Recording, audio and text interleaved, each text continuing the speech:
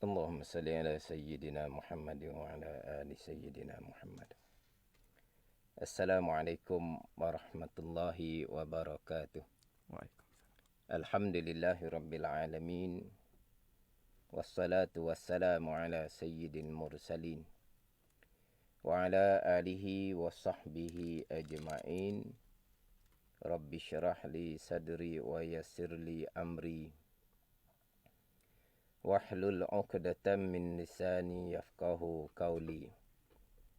Subhanaka la ilma lana illa ma 'allamtana innaka antal alimul hakim.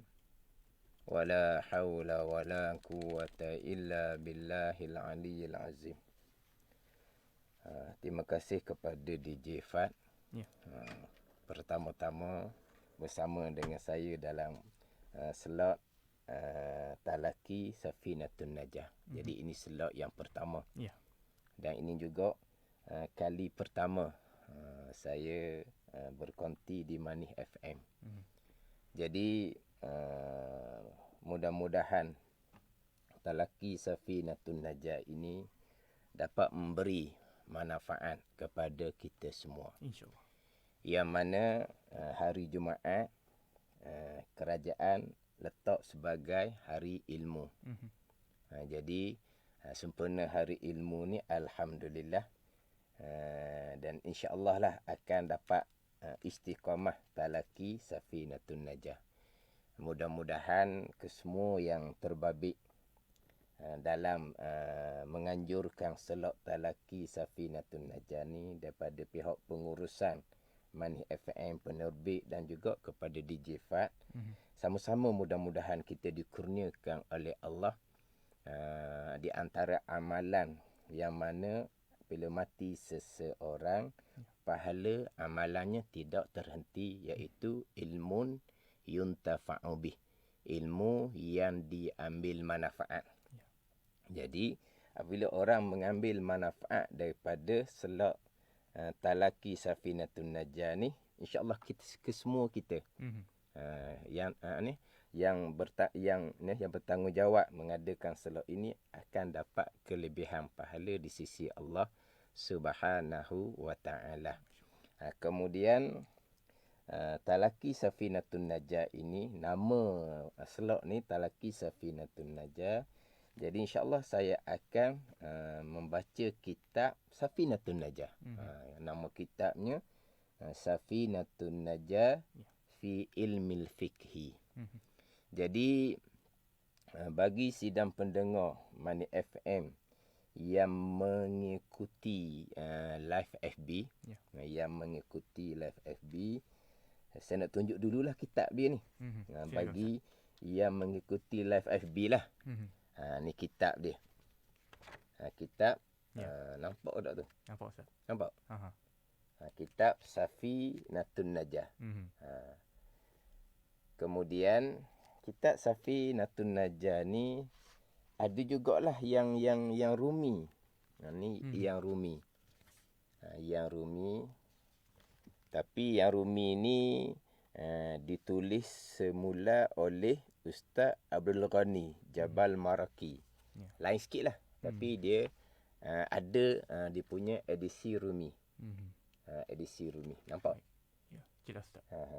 Jadi yang mengikuti live FB lah. Boleh tengoklah ni kitab.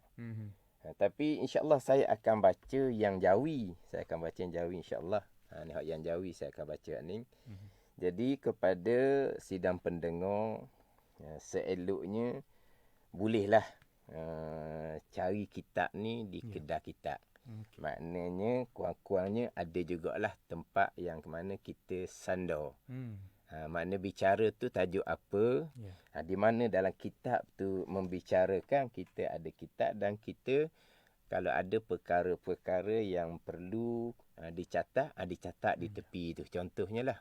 Tu. Maknanya bukan setakat dengar sahaja. Kurang-kurangnya biar ada kitab, boleh cari kitab. Dan insya-Allah lah saya tiap-tiap kali memulai Talaki Safinatun Najah ni, saya akan beritahulah dia punya muka surat dan juga baris ke berapa. Tapi saya akan beritahu muka surat dan baris hak Jawi je lah. Jadi hak Rumi kalau sidang pendengar Mani FM pakai hak Rumi, maka kena tanda sendirilah. Dia punya muka surat. Kemudian dia punya baris berapa. Jadi sebelum saya nak pergi kepada permulaan kitab Safinatun Najah, ini sebagai pengenalan terlebih dahulu. Jadi kitab Safinatun Najah ini dikarang oleh Syekh Salim bin Abdullah bin Sa'ad bin Sumair Al-Hadrami, seorang ulama besar daripada Yaman, yang alim berbagai-bagai disiplin ilmu, terutama sekali alim ilmu fiqh dan juga ilmu tasawuf yang bermazhab Syafi'i. Yang mana Syekh Salim ni dia meninggal di Indonesia pada tahun Hijrinya 1271. Ni pengarang kitab Safinatun Najah fi ilmil fiqhi. Safinatun Najah ni kalau bahasa Melayu kita kok, bahtera kesejahteraan ataupun bahtera keselamatan. Itu dari segi bahasa Malaysia kita lah. Safinatun Najah, bahtera keselamatan. Yang mana kitab Safinatun Najah ini kitab yang kecil. Tetapi kecil, ringkas tapi lengkap. Kecil, ringkas, lengkap, yang mana biasalah bagi tuan guru yang memulai pengajiannya daripada peringkat permulaan, akan diambillah kitab Safinatun Najah sebab lengkap. Yang mana kitab Safinatun Najah fil ilmil fiqhi ni, mana kalau kita sebut kitab fiqh lah. Kita sebut kitab fiqh. Tetapi sebelum masuk pembicaraan fiqh, dimulai dengan pembicaraan taharah, bersuci apa semua. Kitab Safinatun Najah Syekh Salim memulai pembicaraan berkaitan dengan rukun Islam dan juga rukun iman. Jadi sebelum masuk pada pembicaraan fiqh, kena bicara bab tauhid, bab akidah terlebih dahulu. Lepas tu didatangkan ke-6 rukun iman. Walaupun kitabnya kitab fiqh, tapi dimulai dengan pembicaraan rukun Islam dan juga pembicaraan rukun iman. Yang mana insya-Allah lah bila masuk tajuk rukun Islam dan juga tajuk rukun iman, mana bukan kita baca sebagaimana ngapa budak-budak, bukan. Kita akan memahami satu-satu rukun. Memahami satu-satu rukun, rukun Islam, kemudian memahami satu-satu rukun, rukun iman. Jadi kena, walaupun kitab ringkas, tapi perlu pada huraian yang lebih panjang lah. Cuma tajuk dia tu kita ambil. Jadi lengkap dalam kitab Safinatun Najah. Habis bicara bab rukun iman, boleh pergi kepada dibicara bab taharah, bab bersuci, bicara bab syarat sembahyang, rukun sembahyang, perkara yang membatalkan sembahyang. Kemudian dalam kitab Safinatun Najah ini syarat qudwah, syarat makmum mengikuti imam. Maksudnya syarat untuk sah kita solat berjamaah yang fadilahnya kita maklum 27 kali ganda. Jadi untuk dapat fadilah 27 kali ganda, kita solat berjamaah kena pastikan bahawa dilengkapkan syarat kita sebagai seorang makmum yang mengikuti imam. Jadi ada dalam kitab Safinatun Najah syarat qudwah, dipanggil syarat makmum mengikuti akan imam. Dia masuk kepada tajuk jamak, tajuk kasar, tajuk Jumaat, dibicara bab khutbah Jumaat, rukun khutbah, syarat khutbah. Kemudian dimasuk pada pembicaraan penyempurnaan jenazah. Pembicaraan semua jenazah, pembicaraan tanam jenazah. Habis bicara bab jenazah, dia masuk pada bicara zakat, Kemudian dia masuk pada bicara puasa. Habis kitab. Okey. Ini sebagai pengenalan kitab. Pengenalan. Tapi kalau sidang pendengar ada kitab, boleh tengoklah di belakang tu.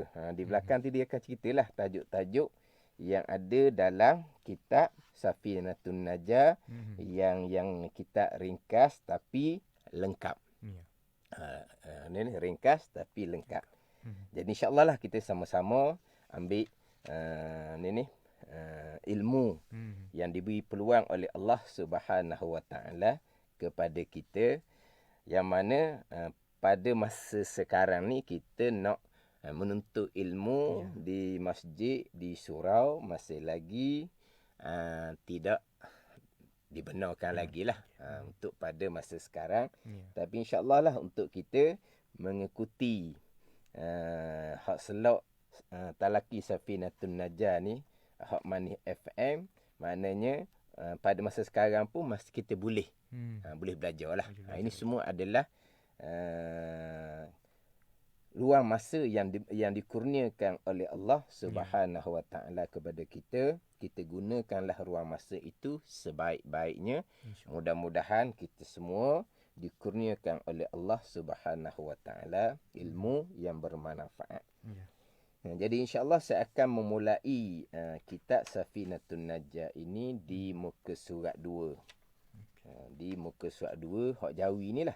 Hak Jawi dia mulai dengan qala al-muallifu rahimahullahu taala wa nafa'ana bi ulumihi amin.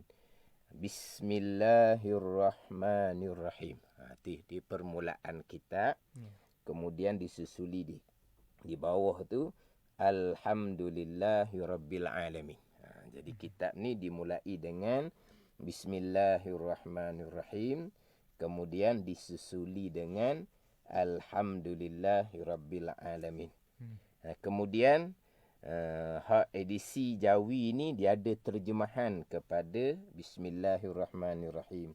Kalau edisi hak Rumi tu dia tidak ada terjemahan. Dia ada terjemahan alhamdulillahirabbil alamin, ada terjemahan. Tapi Bismillahirrahmanirrahim dia tidak ada terjemahan. Hak edisi Jawi hak saya pakai ni dia ada terjemahan. Bismillahirrahmanirrahim diterjemahnya dengan aku memulai membaca kitab ini, kitab Safinatun Najah, dengan nama Allah.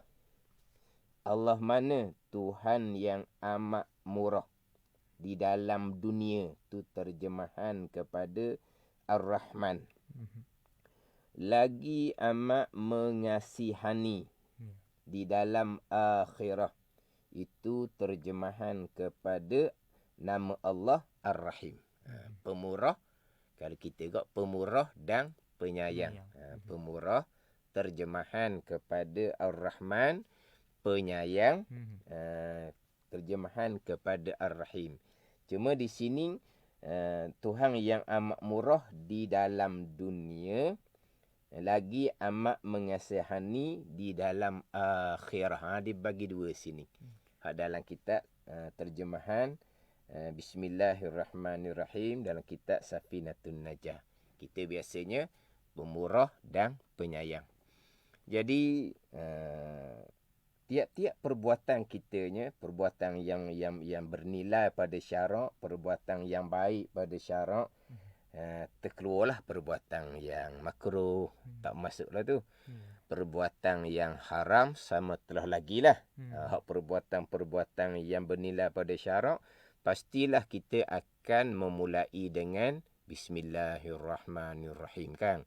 Nak makan, nak minum, nak pakai baju, nak macam-macam perbuatan kita yang perbuatan yang bernilai pada syarak, yang tidak makruh, yang tidak haram, memang kita akan memulai dengan Bismillahirrahmanirrahim.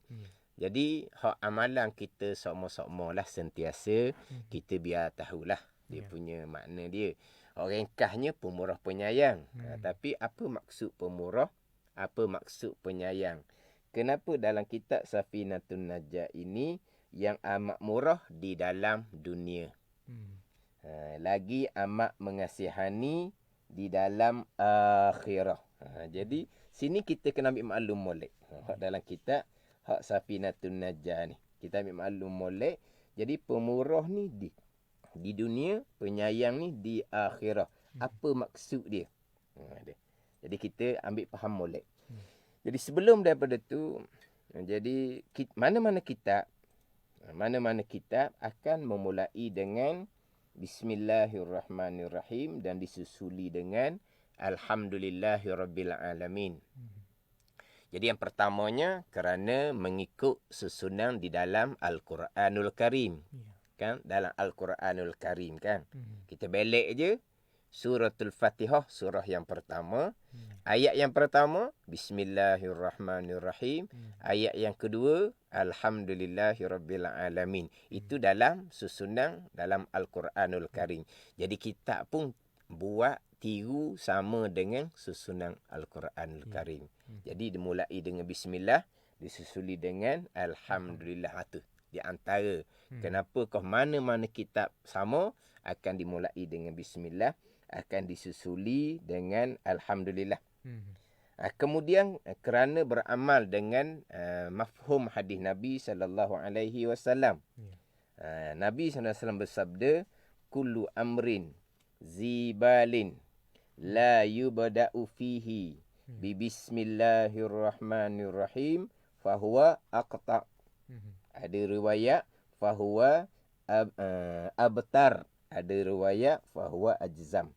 Tiap-tiap perbuatan, tiap-tiap perkara yang bernilai pada syarak, yang tidak makruh, yang tidak haram, yang tidak dimulai dengan Bismillahirrahmanirrahim padanya, jadi kurang dipunyai. Fahuwa aqta'. Aqta' ni asalnya terpotong. Kudung lah. Dengan maksud kurang keberkatan. Jadi mafhum dianya, kita ambil faham daripada hak Nabi kata tadi ni, nak dapat keberkatan tiap-tiap perbuatan yang bernilai, yang baik pada syarak, pada agama ni, baca Bismillahirrahmanirrahim lah. Dia gitu. Ambil faham daripada hadis Nabi SAW. Kemudian, tadi saya tinggal hak huraian berkaitan dengan Ar-Rahman Ar-Rahim. Jadi macam tergantung. Tak apa, kita akan bicara balik. Ar-Rahman, pemurah di dunia. Ar-Rahim, penyayang di akhirah. Itu saya akan bicara balik. Jadi saya pergi kepada tiap-tiap perbuatan yang bernilai pada syarak ni, perbuatan yang tidak makruh, yang tidak haram, disunatkan kita memulai dengan Bismillahirrahmanirrahim. Kalau perbuatan makruhlah kita mulai dengan Bismillahirrahmanirrahim. Kalau perbuatan tu perbuatan haram, haramlah kita memulai dengan Bismillahirrahmanirrahim. Perbuatan makruh ni macam mana? Contoh ni. Contohnya, dia nak tengok dia punya kemaluan tanpa sebarang hajah, saja-saja je. Lama tak tengok, dia nak tengok, dia pun buka seluar dia tengok. Makruh tu, dia pun baca Bismillahirrahmanirrahim. Baca bismillah tu hukumnya makruh. Tak ada orang buat lah. Tak ada orang buat. Itu hak makruh. Hak makruh hak asal lah. Adapun makruh kerana lain, ni kena faham juga. Sebab kita maklumlah perkara makruh ni, contohnya orang yang makan makanan yang bau tu lah. Macam makan petai, jering. Faham tak? Itu kan kita tahu kan makruh hukumnya sebab menyebabkan mulut kita berbau busuk. Sebab makanan tu jadi busuk. Kita makan makanan seumpama tu hukum dia makruh. Maka hak tu tak makruh baca bismillah. Sunat baca bismillah. Sebab makan tu perbuatan haram. Faham tak ni? Yang makruhnya kerana makanan tersebut menyebabkan jadi mulut kita jadi busuk. Makruh kerana lain. Jadi makan tu haram. Maka sunat baca Bismillahirrahmanirrahim. Itu perkara makruh. Kalau perkara yang haram pula, ni haram hak asal lah ni. Dia nak naik rumah orang, nak mencuri contohnya. Dia nak buka pintu, dia baca Bismillahirrahmanirrahim. Mudah-mudahan maknanya tak banyak gangguan lah. Hasil boleh banyak ni kira-kira ni. Dia baca bismillah tu hukumnya adalah haram. Sebab mencuri tu hukumnya adalah haram. Bahkan kalau dia baca bismillah Bismillahirrahmanirrahim dengan tujuan untuk menghina akan Bismillahirrahmanirrahim tu pula, wal-iyazabillah, jadi murtad orang ni. Kalau dia baca Bismillahirrahmanirrahim ketika nak mencuri tadi, contoh untuk menghina akan nama Allah Subhanahu Wa Taala, itu jadi murtad, wal-iyazabillah. Ataupun kita kata dia apa ni? Dia nak tulis nombor ekor. Faham tak? Tulis nombor ekor ni. Dia ambil kertas nombor ekor. Macam mana wallahu alam lah tu. Dia pun nak tulis nombor ekor. Nak ditulis tu biar kena lah. Kena orang tak? Kena dengan nombor ekor tu. Dia pun baca Bismillahirrahmanirrahim. Haram dosa besar seumpama tu. Dia mencuri tadi, tu dosa besar lain.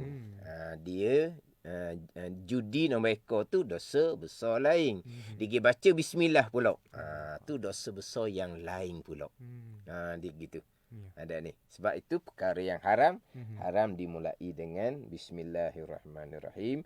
Perbuatan yang bernilai pada syarak, perbuatan yang tidak makruh, yang tidak haram, disunatkan dimulai dengan bismillahirrahmanirrahim. Melainkanlah kalau perbuatan yang bernilai pada syarak, perbuatan yang berharga pada syarak ni, dia sudah ada permulaan dia. Dia sudah ada permulaan. Sembahyang, ada permulaan, ada Allahu Akbar. Maka tak sunat dah baca Bismillahirrahmanirrahim. Sebab dia sudah ada permulaan dia. Orang nak baca khutbah, itu perkara baik, perkara bernilai pada syarak. Jadi sunat tak baca Bismillahirrahmanirrahim. Membaca khutbah, dia sudah ada dia punya permulaan dia. Mana? Pegang tukak, Tok Khotib kata apa mula-mula? Alhamdulillah. Itu permulaan dia. Itu permulaan dia. Jadi adakah Tok Khotib ni pegang tukak sebelah kiri lah. Pegang tukak ni sebelah kiri. Bismillahirrahmanirrahim. Alhamdulillah. Tak sunat dimulai dengan Bismillahirrahmanirrahim. Kalau dia baca juga tak dosa, tapi tak sunat. Sebab apa? Sebab berkhutbah ni dia sudah ada permulaan dia sendiri dengan Alhamdulillah. Sembahyang dia ada permulaan dia sendiri dengan Allahu Akbar. Jadi sembahyang dia dah dimulai dengan Allahu Akbar. Tak sunatlah kita berdiri dalam saf, kita pun Bismillahirrahmanirrahim. Allahu Akbar. Kita baca bismillah tu tidak disunatkan. Tapi kalau dia baca juga berdosa, tidak berdosa, tapi tidak disunatkan sebab itu amalan-amalan yang sudah ada di punya permulaan dia. Begitu juga dia kira perkara ni zikir semata-mata, macam orang yang nak memulai azan. Tok Bilal nak azan. Tok Bilal nak iqamah pun sama. Tidak disunatkan memulai dengan Bismillahirrahmanirrahim. Orang yang nak berzikir, nak bertahlil, bertahmid, bertasbih contohnya, tidak disunatkan memulai dengan Bismillahirrahmanirrahim. Itu balik kepada pembicaraan dalam hukum fiqh lah tu. Ini sebagai tambahan lah. Mana walaupun kita baca kitab kecil, kita taklah kata baca tu begitu je, taklah. Kita ambil satu-satu sebagai penambahan. Hak ni hak memang hak amalan kita lah. Amalan harian kita. Cuma saya nak balik pula kepada makna Ar-Rahman dan makna Ar-Rahim. Makna Ar-Rahman, pemurah, ringkas. Biasa orang kitanya. Ar-Rahim, penyayang. Di sini, Tuhan yang amat murah di dalam dunia. Rahim, lagi amat mengasihani di dalam akhirat. Jadi, kemurahan Allah Subhanahu Wa Taala di dunia kita sekarang, kemurahan Allah Subhanahu Wa Taala umum. Umum dengan makna meratai ke semua. Sama ada manusia itu Islam, manusia itu kafir, manusia itu taat, manusia itu derhaka, kesemuanya dapat kemurahan Allah Subhanahu Wa Taala atas dunia kita sekarang. Itu kemurahan Allah Subhanahu Wa Taala. Bahkan kalau kita tengok kok, orang kafir lah pula kok banyak kok dapat bagai-bagai daripada kemurahan Allah Subhanahu Wa Taala. Hak kaya-kaya tu, Kalau dunia, orang kafir. Di negara kita pun, hak atas-atas tu orang kafir. Kekayaan tu ambil mana tu? Daripada kemurahan Allah Subhanahu wa ta'ala. Daripada rahman Allah Subhanahu wa ta'ala. Jadi, kemurahan Allah ni, dia umum, makna meratai. Dapat kepada semua, sama ada manusia itu Islam ataupun manusia itu kafir sekalipun. Itu kemurahan Allah. Hak nyata sekarang, kemurahan Allah Subhanahu wa ta'ala. Kemudian, pergi kepada rahim Allah Subhanahu wa ta'ala. Mengasihani oleh Allah Subhanahu wa ta'ala. Jadi mengasihani Allah Subhanahu wa ta'ala ini di negeri akhirah. Ini satu terjemahan lah. Ada setengah menterjemahkan kemurahan kasih sayang Allah di dunia dan juga di akhirah. Itu satu terjemahan. Dalam Safinatun Najah ni dia hanya letak mengasihani Allah di dalam akhirah. Mengasihani oleh Allah Subhanahu wa ta'ala ini mana? Dengan Allah Ta'ala memasukkan orang mukmin ke dalam syurga Allah Subhanahu wa ta'ala. Itulah kasih sayang Allah Subhanahu wa ta'ala khusus tertentu kepada orang-orang yang beriman di hari akhirah dengan dimasukkan ke dalam syurga Allah Subhanahu wa ta'ala. Jadi, kasih sayang Allah tertentu, terhad sahaja. Khas sahaja kepada orang yang beriman di hari akhirah. Adapun kemurahan Allah umum kepada semua manusia. Sama ada beriman ataupun tidak beriman. Sama ada soleh ataupun tidak soleh. Itu kemurahan Allah.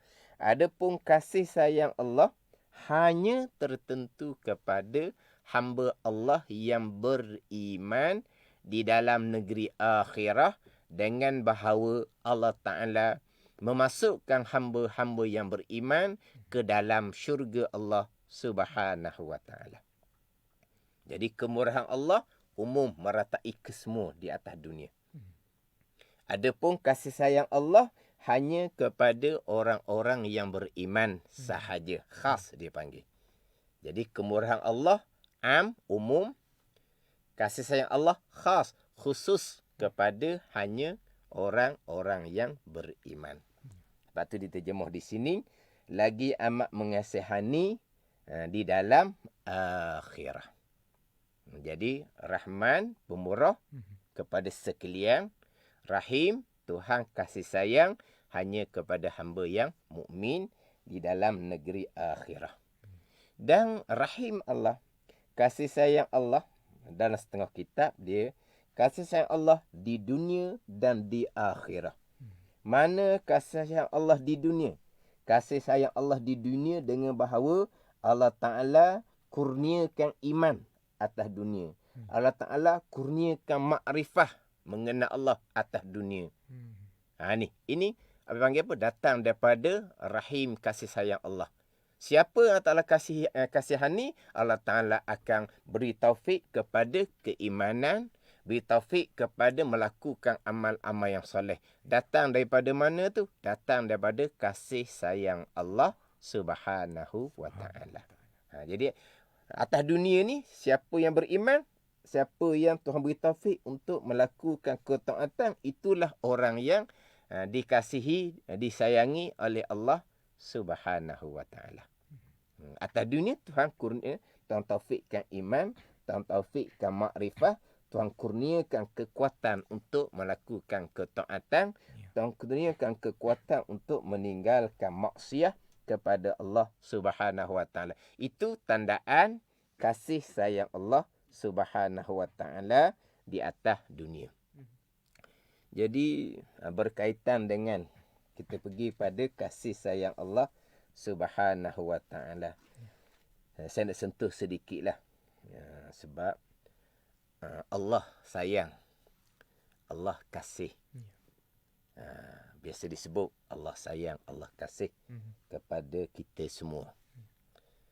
Cuma malangnya Allah Ta'ala sayang kasih ni, dia sudah menjadi macam sindiran apa dah? Macam orang panggil apa? Momokan.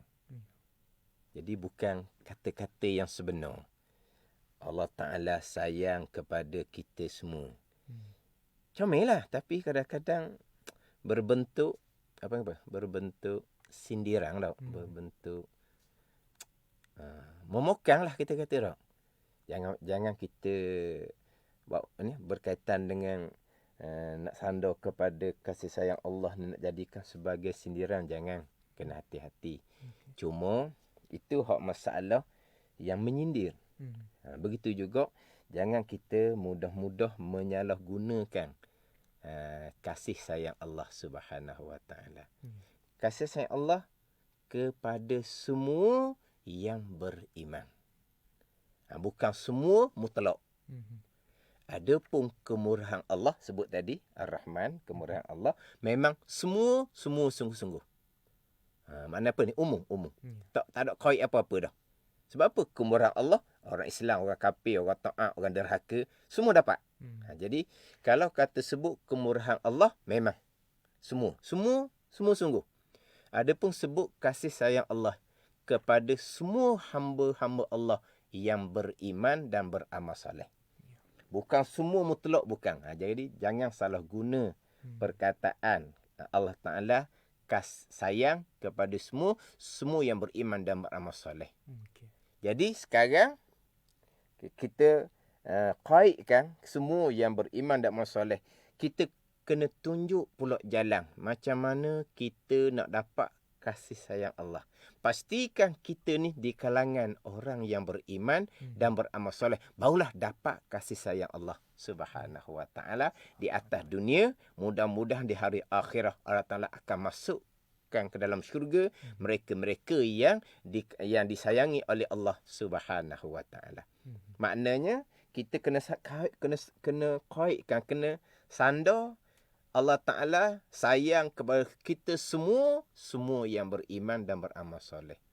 Jadi macam mana nak jadikan kita ni hamba yang beriman dan beramal soleh? Balik kepada ilmu. Kita kena tanamkan penekanan. Kita duk cerita Allah Ta'ala sayang pada semua ni, semua yang beriman dan beramal soleh. Kita kena tanamkan ilmu untuk memastikan kita ni orang-orang yang beriman dan beramal soleh. Jadi yang kitab Safinatun Najah ni masuk pada pembicaraan rukun iman untuk memastikan kita ni tergolong di kalangan orang-orang yang beriman. Kemudian kitab Safinatun Najah ni pergi pada tajuk taharah bersuci, pergi tajuk sembahyang tiang agama untuk menjadikan kita ni orang-orang yang beramal soleh. Itu barulah kita jalan untuk dapat kasih sayang Allah Subhanahu Wa Taala. Jangan hanya sebut Allah Taala sayang pada semua yang beriman dan beramal soleh. Jalannya tidak didatangkan. Jalannya ilmu dan amal. Kena sentiasa ulang. Ilmu dan amal. Ilmu nak memastikan kita ni orang yang beriman. Ilmu nak memastikan kita ni orang yang beramal soleh. Orang amal soleh ni taat zahir dan juga taat batin. Kena tunjuk jalan. Tapi yang saya sebut tadinya, kasih sayang Allah bukan umum, terhad kepada semua yang beriman dan beramal soleh. Bukan sebagaimana kemurahan Allah kepada semua tidak ada kait lah. Sama ada beriman ke, tidak beriman ke, beramal soleh ke, ataupun tidak ke, semua akan dapat kemurahan Allah. Atas dunia akan dapat bagai-bagai.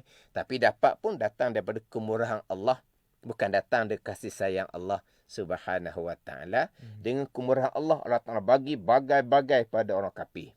Allah Ta'ala bagi bagai-bagai pada orang derhaka atas jalan istidraj daripada Allah. Allah Ta'ala beri. Sebab apa? Sebab atas dunia tak ada nilai di sisi Allah Subhanahu Wa Taala. Sebab tu Allah Ta'ala beri bagai-bagai walaupun tidak beriman, walaupun tidak beramal soleh. Jadi kita balik kepada kasih sayang Allah tadi. Balik pada kasih sayang Allah hanya kepada mereka yang beriman dan beramal soleh. Dalam ayat-ayat Quran pun menyebut innallaha yuhibbul muttaqin. Sesungguhnya Allah Ta'ala kasih kepada orang yang bertakwa. Allah Ta'ala kasih kepada orang yang bertakwa. Siapa yang bertakwa? Kita biasa baca di awal surah Al-Baqarah tu kan. Zalikal kitabul la raiba fihi hudal lil muttaqin. Al-Quran tiada ragu padanya menjadi pertunjuk kepada orang yang bermuttaqin, orang yang bertakwa. Siapa di situ? Kita tengok molek. Allazina yu'minuna bil ghaibi wa yuqimuna shalah, sampai ke akhir ayat. Siapa yang bertakwa? Mereka yang beriman dengan perkara gaib dan mereka yang mendirikan sembahyang. Itu orang yang bertakwa. Orang bertakwa inilah orang yang Tuhan kasih sayang. Orang muttaqin, orang yang beriman dan orang yang mendirikan sembahyang. Innallaha yuhibbul muhsinin. Sesungguhnya Allah Ta'ala kasih sayang kepada orang yang muhsin. Orang yang melakukan kebaikan. Siapa muhsin? Orang yang ada ihsan. Nanti masuk bicara tajuk Islam dan iman. Saya akan masuk satu lagi iaitu ihsan. Jadi siapa muhsin? Muhsin ni orang yang melakukan kebaikan. Orang muhsin ni orang yang melakukan kebaikan. Hak Nabi sebut anta'budallah. Ihsan anta'budallah, bahawa engkau mengabdikan diri akan Allah, dengan bahawa Nabi kata engkau mengerjakan segala suruhan zahir dan batin dan engkau meninggalkan segala larangan zahir dan batin. Itu orang yang muhsin. Mana orang yang beramal soleh. Orang yang beramal soleh ni dimulai dengan beriman. Allazina amanu wa amilus solihat. Allazina amanu wa amilus solihat. Jadi orang muhsin ni orang yang beriman dan beramal soleh. Orang inilah baru dapat kasih sayang Allah Subhanahu wa ta'ala. Di dunia Allah Ta'ala kurniakan iman. Di dunia Allah Ta'ala kurniakan makrifah. Di hari akhirah mudah-mudahan Allah Ta'ala masukkan ke semua orang beriman ke dalam syurga Allah Subhanahu wa ta'ala. Itu rahim Allah Subhanahu wa ta'ala. Jadi rahman Allah umum kepada, kemurahan Allah umum kepada sekalian. Kasih sayang Allah kepada semua yang beriman dan beramal soleh. Jalan untuk dapat iman dan amal soleh, jalannya adalah ilmu. Jadi di antara ilmunya dalam kitab Safinatun Najah lah. Tapi bukan kitab Safinatun Najah saja, bukan ni. Tapi di antara. Jadi kita sebut awal tadi lah. Ini adalah ruang yang diberi oleh Allah Subhanahu wa ta'ala. Kita guna sebaik mungkin. Kita guna sebaik mungkin. Kita mantapkan ilmu pembicaraan akidah, keimanan, ketauhidan kita kepada Allah. Kemudian kita mantapkan ilmu berkaitan dengan sembahyang, tiang agama. Sembahyang, tiang agama. Iman, akidah, usuluddin dipanggil tapak agama. Jadi kita kena gunakan masa yang dikurniakan oleh Allah Subhanahu wa ta'ala. Kita doalah, kita moga-moga kita sama-sama istiqamah dengan talaki Safinatun Najah. Kemudian sebagaimana saya sebut mula-mula tadi, sidang pendengar kalaulah boleh cari kitab masing-masing, tu lagi baik. Biar ada kitab masing-masing. Memang kitab ni ringkas. Banyak ulama yang mensyarahkan kitab huraian yang dia panjang, tapi kitab ringkas pun saya akan bicara tu biar lebih sedikit lah. Jadi macam untuk slot pertama ni, kalau kira kita bicara Bismillahirrahmanirrahim. Tu pun tak panjang mana dah tu. Kalau nak panjang lagi, panjang bicara Bismillahirrahmanirrahim ni. Jadi cukuplah untuk slot yang pertama, Talaki Safinatun Najah. Kita pembicaraan permulaan kitab dengan Bismillahirrahmanirrahim. Jadi insya-Allah untuk slot akan datang kita akan pindah masuk kepada Alhamdulillahirabbil alamin. Jadi setakat itulah, wallahu a'lam. Wassalamualaikum warahmatullahi wabarakatuh. Bismillahirrahmanirrahim. Alhamdulillahirabbil alamin. Wassalatu wassalamu ala sayyidil mursalin wa ala alihi wa sahbihi ajma'in. Allahumma aftah alaina futuhal arifin. Allahumma allimna ilma akadamin. Wa fahimna famas sabiqin. Warzuqna riqat talibin. Allahumma zidna ilman wa alhiqna bis salihin. Wa sallallahu ala sayyidina Muhammad wa ala alihi wa sahbihi wa sallam. Walhamdulillahi rabbil alamin.